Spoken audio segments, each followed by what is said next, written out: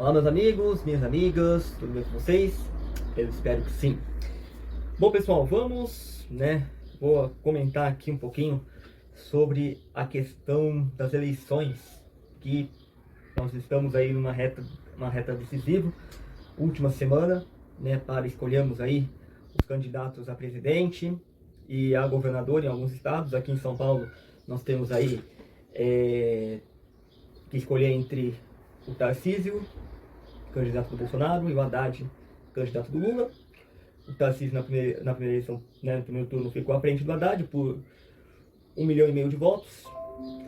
E a presidente, né, que todo mundo sabe, que tá, né, todo mundo comentando e tal, né, Lula e Bolsonaro, né, aquela disputa que já era programada já há mais ou menos aí uns 2 anos, né, que já se falava já, né, que teria o embate entre os dois, e realmente chegou o grande momento.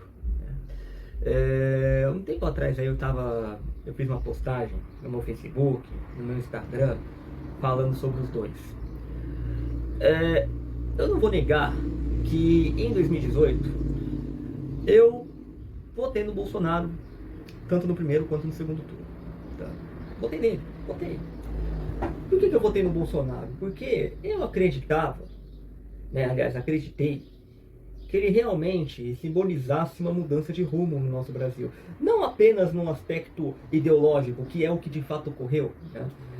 Hoje você tem um governo, não vou falar de extrema direita, porque, né, seria muita leviandade falar sobre isso, uma vez que se você sabe o que é o nazismo, o que é o fascismo, você não fala que esse governo é de extrema direita.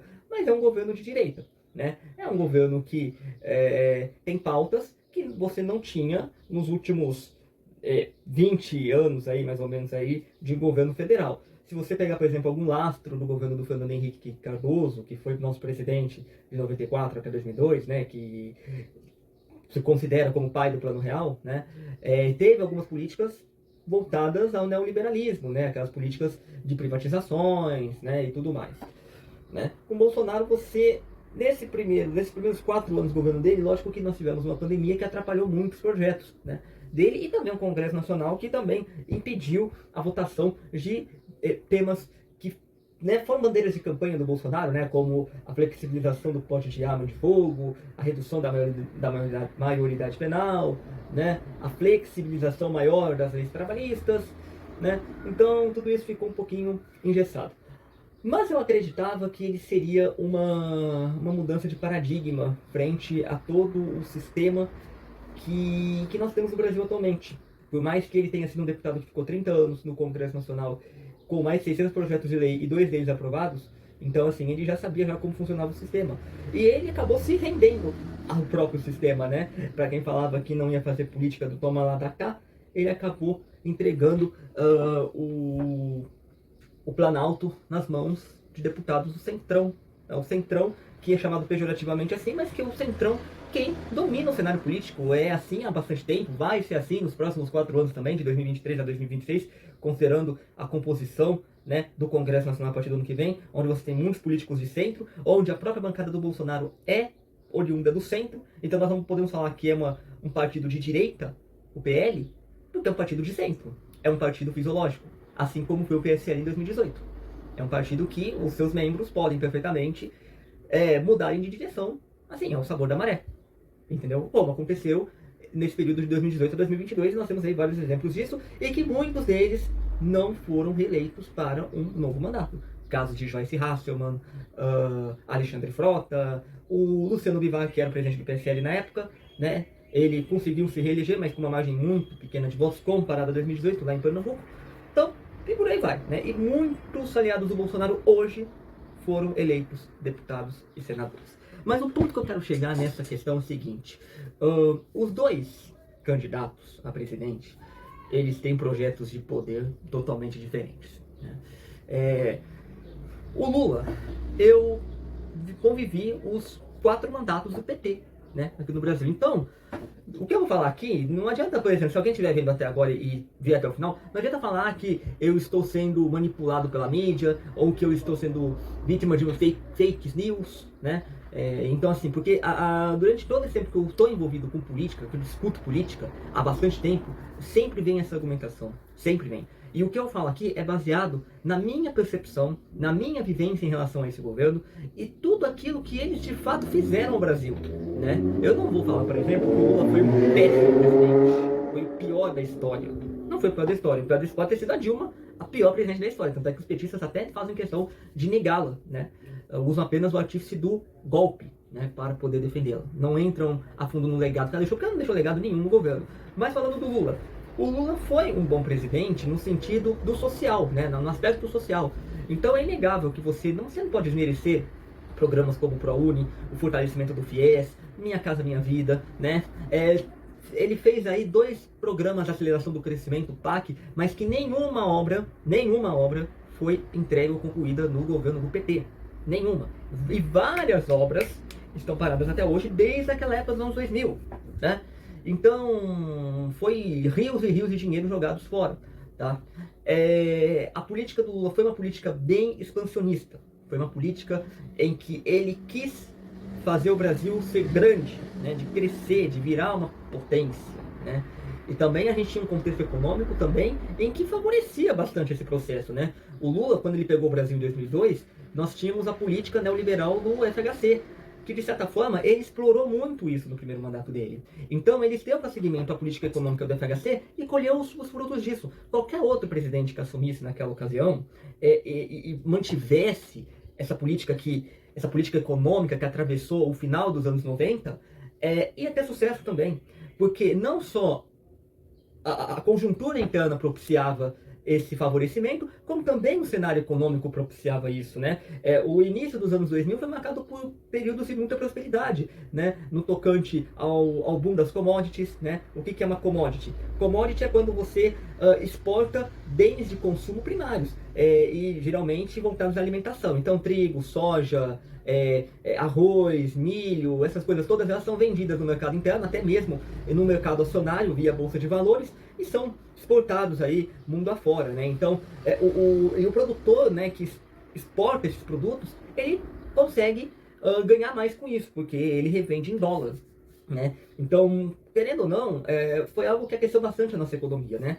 O problema mesmo foi o segundo mandato do Lula, porque o Lula manteve essa política expansionista e ainda mais teve o boom do pré-sal, né, e o mercado especulativo, porque o maior, vamos dizer assim, o maior idealista do pré-sal, né, além do governo Lula, da figura da Petrobras, foi também as empresas do Eike Batista, né? Então, o Eike Batista, ele explorou bastante a questão do petróleo, a questão do pré-sal, prometendo mundos e fundos para os investidores. E a União era uma das maiores acionistas das empresas do Eike Batista do ramo petrolífero. O que aconteceu? Todo mundo sabe o que aconteceu. As promessas que o Eike deu aos investidores não se concretizaram e os seus investidores acabaram perdendo tudo, né? Ou uma boa parte. O próprio Eike também perdeu uma boa parte, né, da fortuna dele, foi até preso por desvios aí, por falcatruas, e a União, que era uma das acionistas, também perdeu. Então, o governo federal caiu assim em bancarrota a partir do segundo mandato do Lula. Somado a isso, a questão do consumo desenfreado, o gasto desenfreado com produtos e serviços e baixa arrecadação, né? Quando você tem, até mesmo em casa, quando você tem dívidas maiores do que os seus ganhos, obviamente você vai se endividar, né? Quando você tem um político que estimula um poder de compra artificial, porque se a gente for parar para pensar na questão dos discursos, né? Porque a elite pira porque o filho da empregada virou doutor, ou porque a empregada vai para Disney no mesmo avião que a patroa vai. Vamos lá, vamos analisar toda essa conjuntura, né?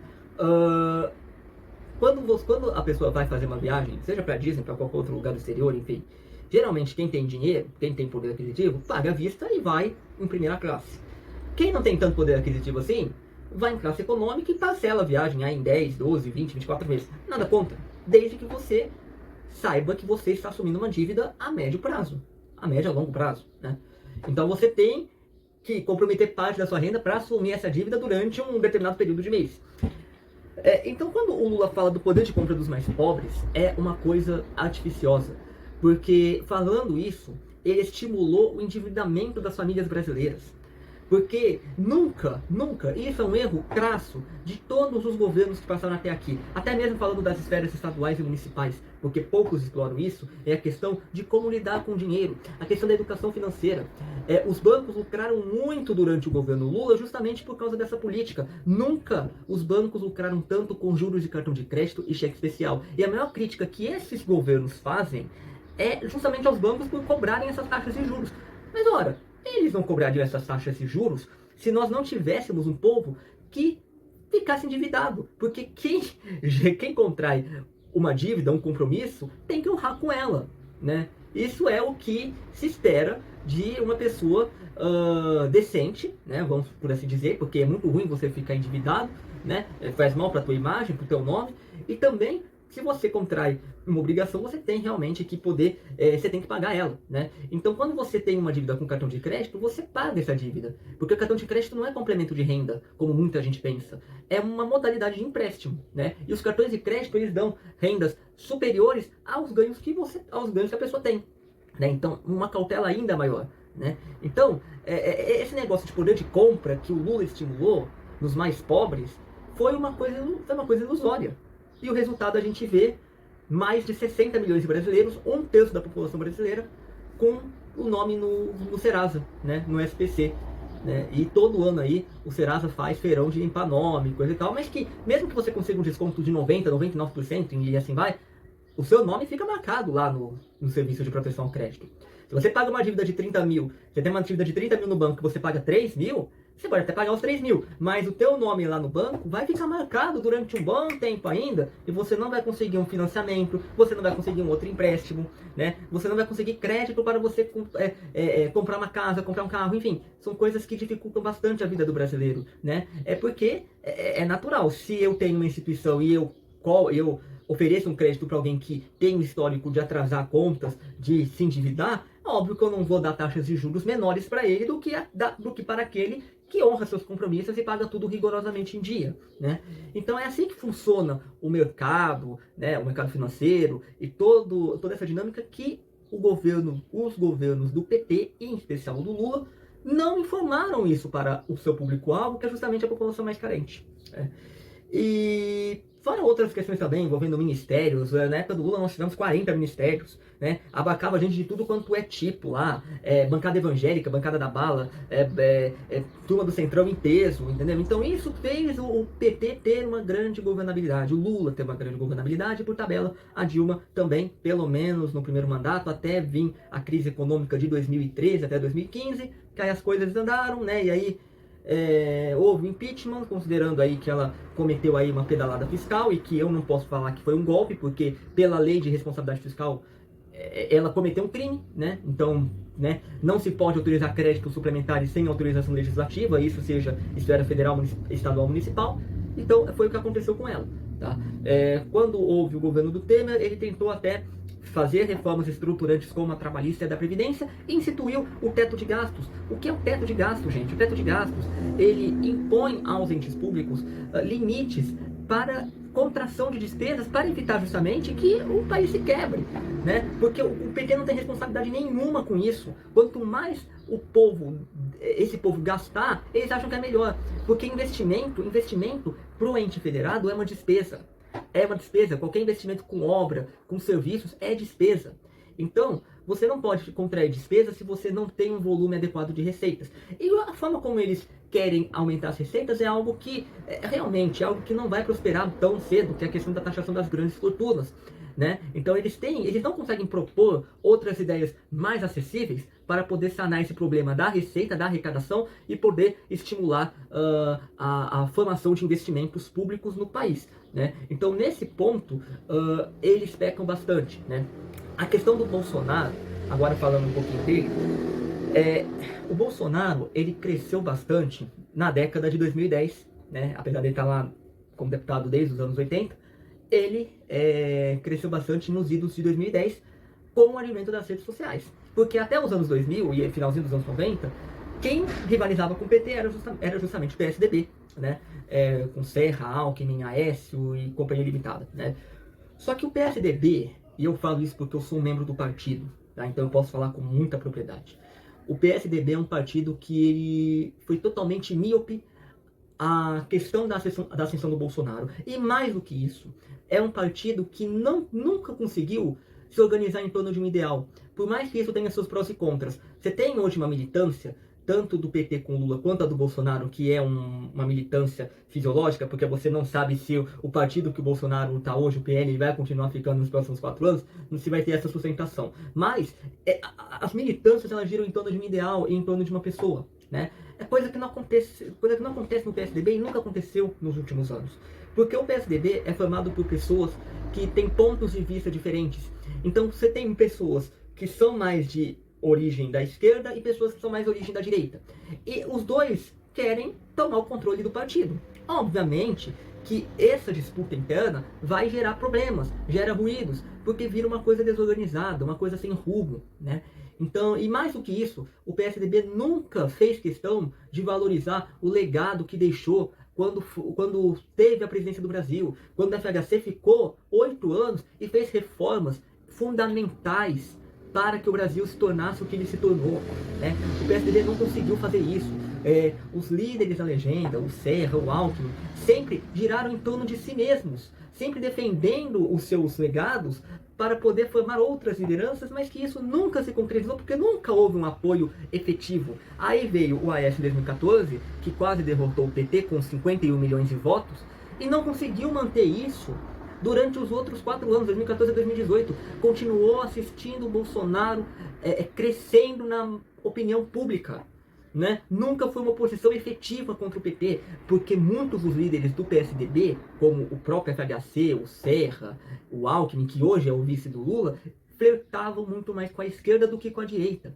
Veio o Dória em 2016, pregando uma mudança de mentalidade do PSDB, novamente foi engolido pelo partido justamente pelas forças de esquerda, né? Tanto é que na última semana o Dória pediu desfiliação do PSDB, mas ele também não teve apoio do partido. Então faltou muito ao PSDB essa sensibilidade, esse fato de não ter enxergado a ascensão do Bolsonaro e de nunca ter feito uma oposição efetiva ao PT e de nunca ter defendido o legado do partido durante os anos em que esteve na presidência e nem mesmo quando esteve em São Paulo ao longo de quase 30 anos governando o estado. O fato é que o PSDB perdeu o estado de São Paulo também, né? Então, perdendo o estado de São Paulo, tendo aí uma bancada muito pequena na história do partido, apenas 13 deputados federais, 4 senadores que são da eleição passada, não dessa, mas da outra, então daqui a 4 anos os tucanos que estão lá tenderão a sair se não forem reeleitos.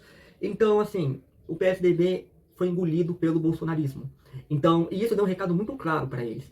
Ou eles realmente tomam uma postura antipetista, ou então eles se aliam de vez ao PT. E, né, enfim, tem que tomar um lado. O bolsonarismo assumiu o protagonismo do PSDB e também é uma militância, como falei, é uma militância muito forte, uma militância muito aguerrida, né? Então, gira em torno de um líder. Então, eles defendem bastante o Bolsonaro e vão defender bastante os feitos do Bolsonaro, mesmo que ele perca, vai defender durante muito e muito tempo, né?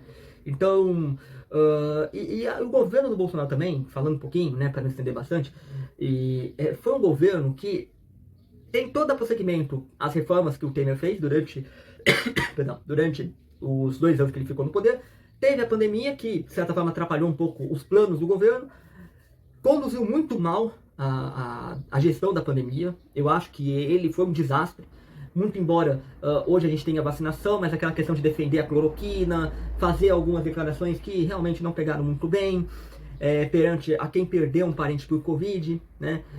Então, assim, Bolsonaro, na condução da pandemia, poderia ter feito melhor, muito embora ele não tenha defendido o fechamento de comércio e também tenha estimulado com que as pessoas pudessem continuar trabalhando para que não gerasse o que a gente tem hoje, desemprego e fome no Brasil, porque tudo isso é consequência direta da falta de emprego, né? Tudo isso é consequência direta de uma política que estimulou as pessoas a ficarem em casa ao invés de trabalharem durante muito tempo. Então várias empresas acabaram fechando, e como o Brasil está em crise, não tem condições de, por exemplo, sustentar uma política assistencialista, né, por bastante tempo. O Auxílio Brasil, eu acho que é uma questão que ela tem que ser revista mesmo, porque pagar R$800 por mês, mesmo com a pessoa estando empregada, é um dinheiro que acaba sendo gasto, né? E novamente a gente fala qual que é a origem desses recursos todos, né? Então o Bolsonaro, ele tem as falhas dele, mas também tem coisas que não eram só da alçada dele. Quando você tem um Congresso Nacional, quando você tem um judiciário que por vezes tenta fazer o seu trabalho, mas que também ao mesmo tempo quer extrapolar os seus deveres, da mesma forma que o executivo também quer extrapolar os seus deveres, aí é algo que também acaba entrando em conflito, né? Então assim, a eleição está pautada entre um e outro, né? Então eu espero que no dia 30 nós, né, votemos com consciência e ciente do que nós queremos para o nosso país. Nós temos dois projetos de poder bem diferentes. De um lado, a gastança desenfreada, toda a questão do dinheiro solto e livre nos ministérios. Do outro, você tem uma política que vai tentar conter um pouco mais os gastos, uma política que vai continuar estimulando aí a questão do empreendedorismo, a questão aí, né, de tudo o que está acontecendo, mas que a gente sabe que tem aí vários obstáculos pelo caminho, né? Como, por exemplo, o Supremo Tribunal Federal, né? E que muitas das coisas que o Bolsonaro pretende para o Brasil não vai acabar prosperando, porque ou é inconstitucional, ou não forma maioria, né? Então falta um pouquinho de articulação política, como faltou nos outros 4 anos, né? Então, assim, são dois projetos para o Brasil diferentes, e cabe a cada um de nós decidirmos aí até o dia 30 qual deles que é o melhor. E independente de qualquer coisa, tá? O Brasil vai continuar sendo uma democracia. Então, tudo aquilo que falar, se o Bolsonaro for reeleito, ele vai instituir ditadura, vai ser fascismo e tal, o Lula se for eleito, vai instalar o comunismo. Os dois, eles têm tendências autoritárias, sim, os dois, tanto o Lula quanto o Bolsonaro, eles têm tendências ditatoriais. Não vamos negar isso.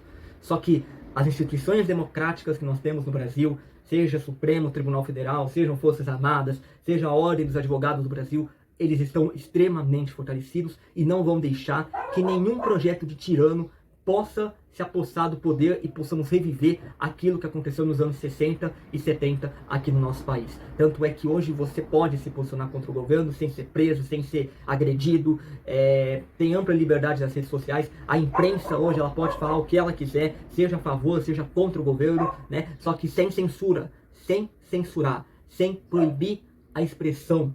Né? Isso é inaceitável para quem realmente defende um viés democrático e libertário, certo?